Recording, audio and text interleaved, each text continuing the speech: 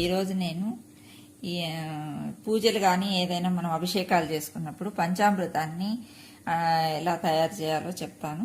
కానీ ఇట్లా పంచామృతాలుగా చేసుకోవచ్చు, లేదు అంటే మామూలుగా మనం ఏదైనా ఫ్రూట్ సలాడ్ లాగా ఇలా చేసుకున్నా కూడా టేస్ట్గా బాగుంటుంది, హెల్తీగా కూడా ఉంటుంది, షుగర్ లేకుండా. సన్నగా తరిగిన యాపిల్స్ ముక్కలు,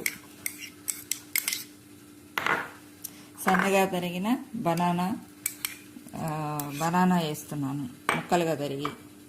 తర్వాత డ్రై ఫ్రూట్స్ వచ్చి జీడిపప్పు,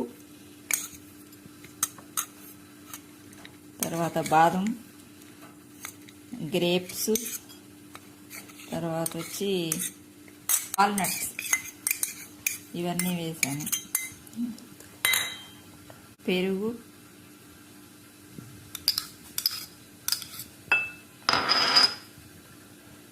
మిల్క్,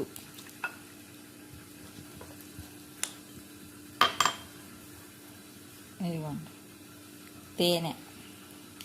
ఇది చాలకపోతే ఇంకొంచెం మీరు వేసుకోవచ్చు, కానీ ఇది పూజలు చేసుకోవడానికి కానీ ఏదన్నా వ్రతాలు చేసుకున్నా, అభిషేకానికి కానీ, శివుడికి అభిషేకం చేసుకున్నా, లేదు మధ్యాహ్నం పూట ఎప్పుడైనా సలాడ్లా తినాలి, ఫ్రూట్ సలాడ్లా తినాలి అనుకున్నా, ఎవరైనా మన ఇంటికి గెస్ట్లు వచ్చినప్పుడు వాళ్ళకైనా ఇలా ఈజీగా చేసేసి పెట్టవచ్చు. చాలా టేస్ట్గా బాగుంటుంది.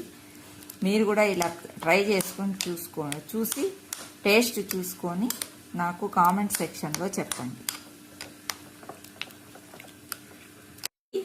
పంచామృతం లేదా ఫ్రూట్ సలాడ్ రెడీ. టేస్ట్ చూసుకొని చెప్పండి. Thank you.